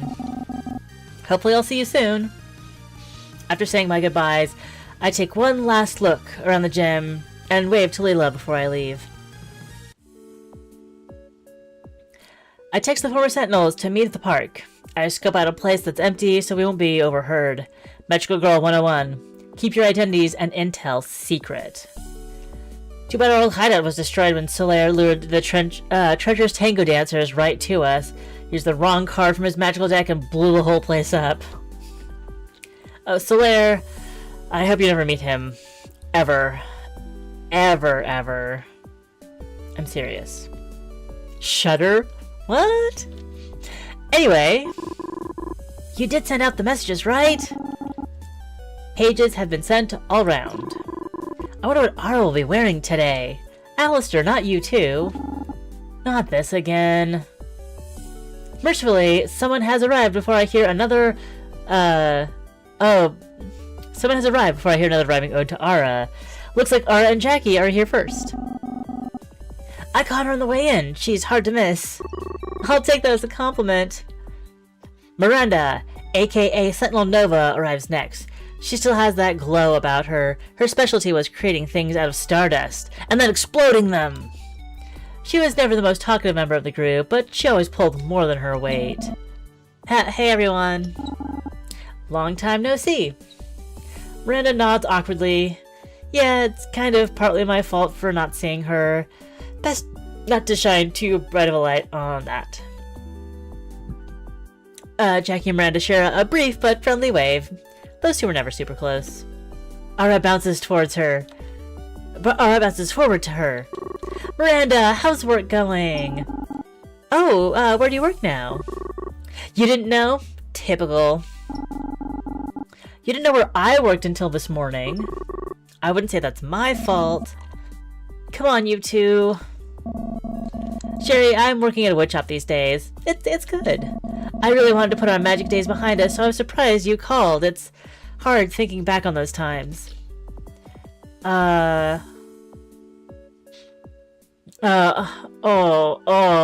truth of it. I wouldn't have, but Alistair said it was an emergency.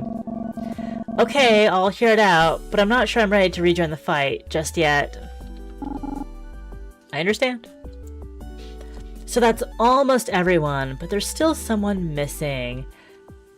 Sentinel Peregrine, our awkward little bubble girl. It's not like her to be late. What? Does anyone know if KJ got the memo? She probably won't come. They hate all of us now. They? Oh, I guess you haven't seen them in a few years. Oh, you wouldn't know. KJ realized they're not a girl about 2 years ago. They don't want to be called a girl or she. Just show them the same respect you've shown me. Okay, I'll try to remember. So, are they still going by KJ? Oh, yeah. Well, there's still a shy little Perigi. I'll accept them no matter. Someone pulls up on a motorbike. Weird, I don't know what someone would be doing here at this hour. The stranger dismounts and walks towards the group. They remove their helmet. Oh my god. Hey there, handsome. Ugh. KJ? Hey, princess. It's been a while. Sorry, I'm late. They're smoking. I try my best to keep composure over how different KJ is compared to when we were in high school. Wait, are those tattoos? Yeah? Never mind. Composure lost. Are you feeling okay? You look a little out of it? What happened to you? Oh. I think what happened to you is more the vibe that Sherry's giving right now. Oh, wow. You don't waste any time, do you? I take it Aura give you the rundown. What did I do? I'm literally just standing here. Judging by Sherry's attitude, it's pretty obvious to me. I give the rundown, KJ. Oh, sorry, I'm quick to defend myself these days. Kind of ironic, really. And, thanks, Jackie.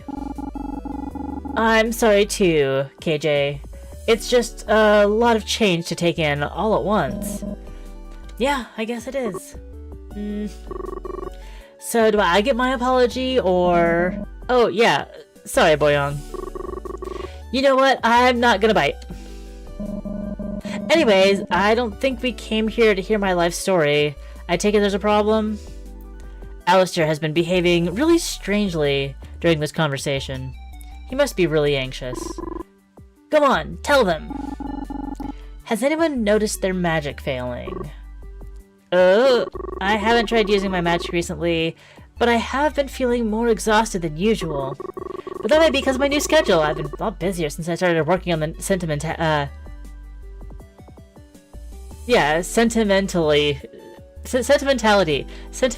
line. The what?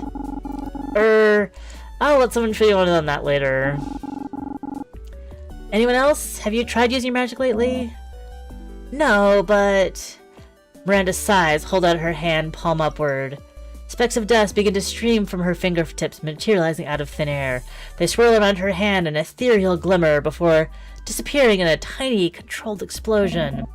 Seems fine? I would check, but I don't want to hurt anyone here accidentally. There's a lot of trees around. Fire hazard. So I guess it's just me, then. I mean, I can test it now if you want me to. I'd have to do it on one of you, though. You can do anything you want to me, Aura. Alistair. I don't want to hurt you. Angelically beautiful and cares about her friends. Oh, how I've missed you. Alistair, first off, it's been years. Second off, you're a cat. It's never gonna work.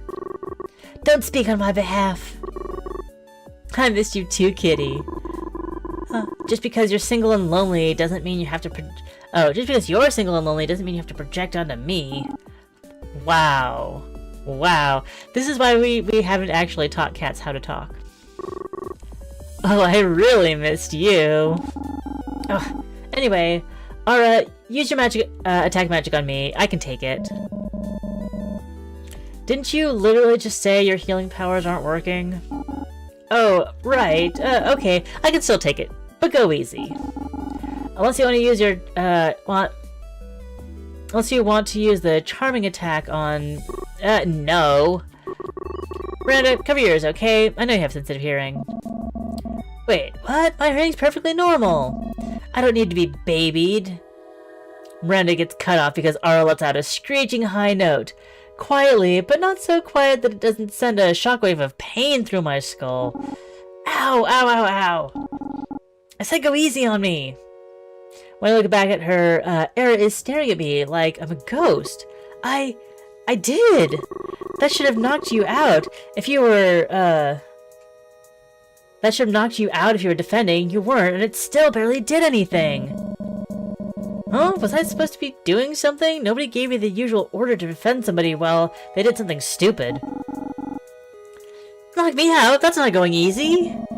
Why are you always telling me what to do? Oh. So I guess these magical girls spent a little bit too much time together back when they were in high school. It had only been for a few seconds. I can handle a little noise. And that's still a foul play, even if it didn't work out. No one is letting me talk. Girls, let's stay on track here. Hey, girl. Listening to this squabbling is giving me a hairball. Please, let's not have it come to that. Although it's better than him hucking one up at home. The point is, something is deeply wrong with magic. And if we keep fighting amongst each other, we'll never get to the bottom of it. The group looks around at each other, unsure. Alistair's right, but can we really work together when some of us have changed so much? And some of us haven't? I look at Ara. She raises her eyebrows back at me as if to ask, what? Could this just be a fluke? There isn't a lot to go on. Personally, I prefer it this way. I never liked my powers. It's not about liking your powers or not. If magic in general is in danger, we need to protect it. Doesn't matter how we feel about magic. We need to stop arguing and do something about the problem at hand. Our opinions on magic don't have to change just to investigate if there's an issue. Don't have to change just if we want to investigate if there's an issue. We should still check it out just to make sure no one is getting hurt. Sometimes you just gotta get into the ring. Jackie's corny line aside, she has a point. Can everyone at least agree to look into it a little? Keep their eyes and ears open. Begrudgingly, the team nods along. Okay then, let's keep alert and keep in touch. I hope this is just some fluke. Maybe an excuse to see everyone again isn't so bad. We all leave for the night. Maybe a little worse for the wear. I let Aura take the reins on explaining the Sentinel makeup line to Jackie, KJ, and Miranda later on. And somehow, I doubt that conversation will be hunky-dory. The squad's back together! Ugh, what a day! The store having a big product launch event would have been enough to make a momentous day in a string of normally dull ones, but then Aura was our celebrity guest! And it didn't stop there. It's been so long since I've been to the Golden Club, catching up with Jackie, and then magic failing, seeing the whole team together and how much they've changed. Miranda, and especially KJ. It's so much to take in. My brain is swirling and not in a fun, soft-serve ice cream kind of way. Is there really something wrong with magic? Will I be able to reconnect with my old teammates without making the rifts between us worse? Will we be able to come together again as a team? My mind is racing about the future, the future, the future. What is it going to bring this time? It was scary before when I was just worrying about the next month's bills, but now it feels even worse. Am I even half the Sentinel Starlight I once was? If there is some crisis, will I be able to conquer it in time? My head is throbbing with all this worry. My eyes are heavy. Better get some rest. That night I had the most amazing dream. I also have had some very long days and I'm ready for some rest, and it is a little bit after 4, so we've been streaming for 2 hours. Let's check in on Sherry's dream, the most amazing dream, and then I'm going to wrap up stream. Honestly, most of my dreams lately have been kind of dull or stressful. Doors that won't open, running but can't move, the usual life is stressing me out kind of dreams. But not this one. I feel warm and full of joy.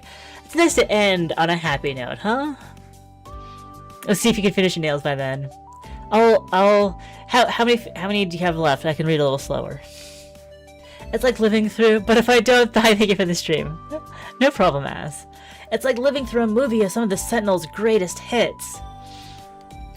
Like the time Sentinel Aurora or Boyong, lulled a Hydra into sleeping with her lured a Hydra to sleep with her singing. A whole hand. I probably won't last a whole hand. We went into the sewers beneath the Diamond Cove, and she was so grossed out, but she put on a beautiful performance anyway. That's the thing about Boyoung. She's very opinionated and butts heads a lot, but you can rely on her when it counts. At least, that's who I hope she still is. Before I can dwell too long on the present, my dream takes me to another memory. I dream of the time we've been running through a rough couple of weeks. We were all stressed out and exhausted. Sentinel Nova used her exploding stardust to cheer us all up with an impromptu fireworks display on the roof of the school. She's not very talkative, but she cares deeply about making people happy. Then I dream of geeky Sentinel Perigi. KJ always felt out of place on the team. Their invincible bubbles saved us from collapsing buildings, toxic gas, mind control, but then somebody else had to defeat the bad guys. I wish KJ knew how much we loved them as the Sentinel, and as a friend. I really hope their self-reinvention isn't coming from a negative place. And finally, we have Jackie, Sentinel's soul. I have never known anyone stronger in my whole life, both physically and emotionally. There are a few things more satisfying in this world than catching a villain monologuing, and then, bam! Jackie's red-hot fist to the face! She's always the first one in a fight, and the last one out. She likes to keep things simple, though I sometimes wonder if things with her are more complicated than she lets on. And then there's me. At first, discovering I'm from another planet scared me so much. As it would anybody, I guess. My role as the last princess of the Sentinel royal family. The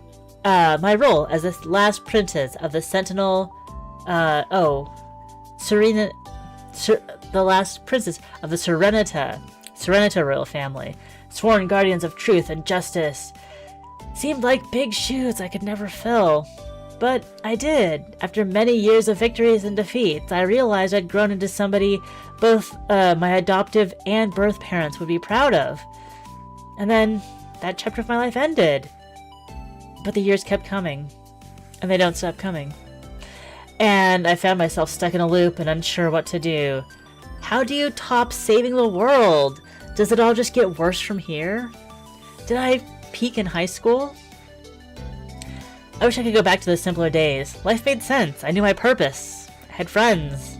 You had coworkers. I never want to lose that joy again.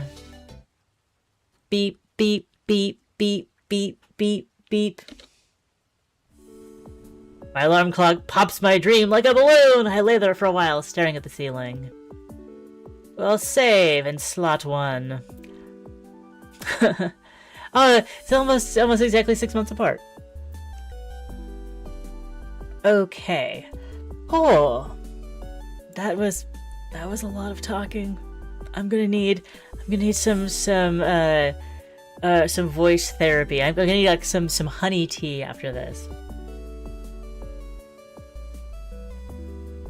What do we think? How are we enjoying life after magic? What's more? Yeah, I hate my progress. The game, oh, right, it's Mugen. That's the boy. Probably loafing in the other room. Waiting for me to actually be done. He usually comes and reminds me when we're about to wrap up stream. Yes. That was, just about an hour of Life After Magic. It started out pretty strong and then slowed down a little as we got deeper in. Like, I was very much hooked by the opening scenes in the